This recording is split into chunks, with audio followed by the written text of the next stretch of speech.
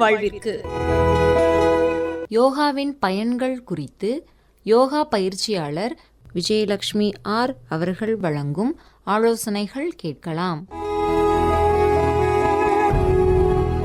உடல் பருமன் மற்றும் அதை சார்ந்த மற்ற நோய்கள் மிகவும் கவலைக்குரிய விஷயங்கள் இந்த காலகட்டத்தில்.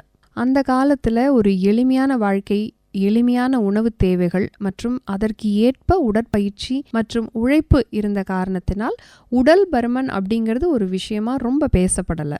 இந்த காலத்தில் ஒரு பெட்டரான ஹெல்த் கேர் சிஸ்டம், அதோடு தேவைக்கு மீறிய அளவில் நமக்கு உணவு மற்றும் தானியங்கள் அல்லது அதற்கு ரிலேட்டடான விஷயங்கள் கிடைக்கிறதுனால நம்மளுடைய வாழ்க்கை முறையும் முற்றிலுமாக மாறிவிட்டது. முறையற்ற உணவு பழக்கம் அப்படிங்கிறது இந்த காலத்தில் ரொம்ப நார்மல் ஆயிடுச்சு. நமக்கு எது சாப்பிட்ணுன்னாலும் அதை உடனே ஆன்லைனில் ஆர்டர் பண்ணிக்கலாம். இல்லை, ஏகப்பட்ட கடைகள் ஒரே இடத்துல இருக்குது, எவ்வளோ வேணாலும் சாப்பிட்லாம். அப்படி இருக்கிறப்போ அந்த கட்டுப்பாடு இல்லாமல் போயிடுறது. இதனாலே நிறைய பேருக்கு வெயிட் கெயின் ஆகி ஒபிசிட்டியால் நிறைய பேர் அவதிப்படுறாங்க. உடல் பருமன் அப்படிங்கிறத ரொம்ப சிம்பிளான வார்த்தைகளில் சொல்லணும்னா அதிக கொழுப்பு சேர்க்கை தான். இது பல வியாதிகளுக்கு கொண்டு போய் விட்டுவிடும். நிறைய இருதய நோய்கள், சர்க்கரை வியாதி, புற்றுநோய்கள் உண்டாகிறதுக்கு கூட இந்த உடல் பருமன் காரணமாக இருக்கிறது. பொதுவாக உடல் பருமன் அல்லது ஒபிசிட்டி என்பது பாடி மாஸ் இண்டெக்ஸ் BMI என்று சொல்லக்கூடிய விஷயத்தால் நம்ம அளக்குறோம். இந்த பாடி மாஸ் இண்டெக்ஸ் அப்படிங்கிறது என்னன்னா, எடைக்கும் ஹைட்டுக்கும் உயரத்திற்கும் நடுவில் அமையிற ஒரு விகித மதிப்பு, ஒரு ரேஷியோ. இது எப்படி கால்குலேட் பண்ணுறோம் அப்படின்னா, நம்ம வெயிட்டை கிலோகிராம் கணக்கில் எடுத்துக்கிறோம். அதை நம்ம ஹைட்டோட ஸ்கொயரால் டிவைட் பண்ணணும்.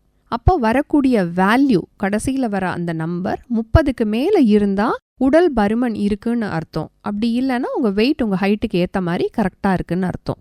நம்ம நாட்டோட நிலவரத்தை பார்த்தா ஒரு சமீப கால ஆய்வின்படி சுமார் 24% பெண்களும் 23% ஆண்களும் அதிக உடல் பருமனோடு இருக்காங்க. இது தவிர குழந்தைகளுக்கு நடுவில் இது ஒரு பெரிய இஷ்யூவாகவே ஆயிட்டுருக்கு. நிறைய குழந்தைகளுக்கு சின்ன வயசுலேயே ஒபிசிட்டி என்னும் உடல் பருமன் இருக்கிறது. இது ரொம்ப கவலைக்குரிய விஷயமாகவும், ஆரம்ப காலத்திலே இதை சரி செஞ்சாதான் பிற்காலத்தில் வேற எதுவும் பெரிய நோயில் கொண்டு போய் விடாது. மருந்து மாத்திரை மூலமாக குறைக்கிற விஷயம் இல்லை நம்மளோட உடல் பருமன். அப்படி உடல் எடையை நம்ம மருந்து மாத்திரை அல்லது ஏதேனும் அறுவை சிகிச்சை மூலம் குறைச்சா அது மற்ற உபாதைகளை ஏற்படுத்தலாம், பக்க விளைவுகளை ஏற்படுத்தலாம். ஸோ சேஃபான வழி என்பது யோகா மூலமாக உடல் எடையை குறைப்பது தான். எடை குறைப்பு என்றாலே அதில் முக்கியமாக வரக்கூடிய முதல் ஆசனம் என்பது சூரிய நமஸ்காரம். சூரிய நமஸ்காரம் ஒரு சுற்று என்பது 12 ஆசனங்களை உள்ளடக்கியது. 1 செட் ஆஃப் சூரிய நமஸ்கார் 13 to 17 கேலரிஸ் வரைக்கும் குறைப்பதற்கு உதவி செய்யும். இப்போ ஒரு 6 to 9 செட்டு சூரிய நமஸ்கார் இல்லை ஒரு 12 செட்டு வரைக்கும் சூரிய நமஸ்கார் தொடர்ந்து செய்யும்போது எடை இழப்பு சீக்கிரமாக நிகழ ஆரம்பிக்கும். குறிப்பாக இந்த சூரிய நமஸ்காரம் காலையில் எழுந்த உடனே அவங்களுடைய வெறும் வயிற்றில் செய்யும்போது இந்த மெட்டபாலிசம் தூண்ட பெற்று எடை இழப்பு சீக்கிரமாக நிகழ ஆரம்பிக்கும். சில முக்கியமான ஆசனங்கள் இருக்குது சூரிய நமஸ்கார் போன்றே. திரிகோணாசனம் என்று சொல்லக்கூடிய ஆசனம், இது பக்கவாட்டில் குனிந்து நிமிர்ந்து செய்யக்கூடிய திரிகோணாசனம் எனும் ஆசனம் இடுப்பு தசைகளை குறைப்பதற்கு நன்கு உதவி செய்கிறது.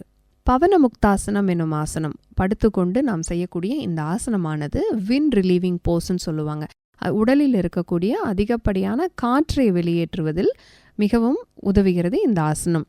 இதனால் உடலினுடைய ஜீரண சக்தி மேம்பட்டு நமது உடலில் உள்ள கொழுப்பு கரைவதற்கு உதவி செய்கிறது. நவுக்காசனம் என்று சொல்லக்கூடிய இந்த போட் போஸ் என்னும் ஆசனமானது வயிற்று தசைகளை நன்கு உள்ளிழுத்து செய்யக்கூடிய ஒரு ஆசனம். வயிற்று தசைகளுக்கு ஒரு அழுத்தம் கொடுத்து செய்யும்போது வயிற்றினுள்ள அதிகப்படியான கொழுப்பு குறைவதற்கு உதவுகிறது. இந்த யோகா தொடர்ந்து பண்ண இந்த கொழுப்பு குறைய குறைய சுறுசுறுப்பு வரும், நல்ல ஆரோக்கியமாக இருக்கலாம். இதுவரை யோகாவின் பயன்கள் குறித்து யோகா பயிற்சியாளர் விஜயலட்சுமி ஆர் அவர்கள் வழங்கிய ஆலோசனைகள் கேட்டீர்கள்.